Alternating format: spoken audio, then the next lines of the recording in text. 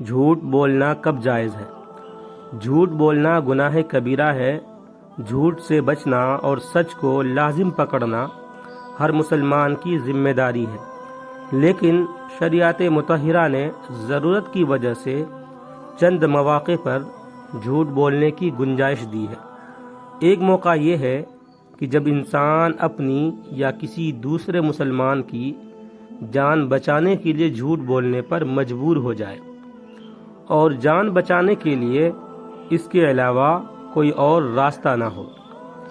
دوسرا موقع یہ ہے کہ دو بندوں میں صلح کرانے کی غرض سے جھوٹ بولنا پڑ جائے اور جھوٹ کے بغیر صلح ممکن نہ ہو۔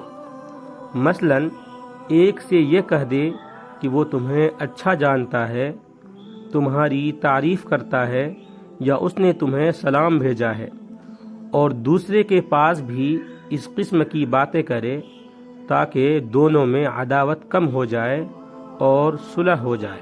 اور تیسرا موقع جہاں جھوٹ کی اجازت ہے وہ میاں بیوی کی باہمی گفتگو کے اوقات ہیں کہ میاں بیوی میں سے ہر ایک کے لیے جائز ہے کہ وہ ایک دوسرے کو خوش کرنے کے لیے ایسی بات کہہ دے جو خلاف واقعہ ہے۔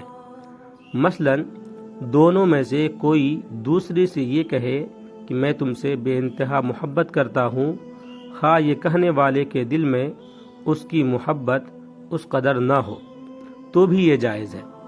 واضح رہے کہ ایسے مواقع پر بھی صریح جھوٹ نہ بولا جائے، بلکہ کوئی ایسا لفظ بول دے جو صریح جھوٹ بھی نہ ہو اور مقصود بھی حاصل ہو جائے۔ یاد رہے کہ جس اچھے مقصد کو سچ بول کر بھی حاصل کیا جا سکتا ہو اور جھوٹ بول کر بھی، تو اس کو حاصل کرنے کے لیے جھوٹ بولنا حرام ہے۔ اگر جھوٹ سے حاصل ہو سکتا ہو اور سچ بولنے سے حاصل نہ ہو سکتا ہو تو بعض صورتوں میں جھوٹ بولنا مباح یعنی جائز ہے، بلکہ بعض صورتوں میں واجب ہے۔ جیسے کسی بے گناہ آدمی کو ظالم شخص قتل کرنا چاہتا ہے یا ایذا دینا چاہتا ہے اور وہ ڈر سے چھپا ہوا ہے، ظالم نے کسی سے معلوم کیا وہ کہاں ہے تو کہہ دے مجھے معلوم نہیں، اگرچہ اس کو معلوم ہو۔ یا کسی کی امانت اس کے پاس ہے، کوئی اسے چھیننا چاہتا ہے، پوچھتا ہے امانت کہاں ہے، یہ انکار کرتے ہوئے کہہ سکتا ہے کہ اس کی امانت میرے پاس نہیں۔ اسی طرح کسی نے چھپ کر بے حیائی کا کام کیا ہے تو پوچھنے پر وہ انکار کر سکتا ہے، کیونکہ ایسے کام کو لوگوں کے سامنے ظاہر کرنا یہ دوسرا گناہ ہے۔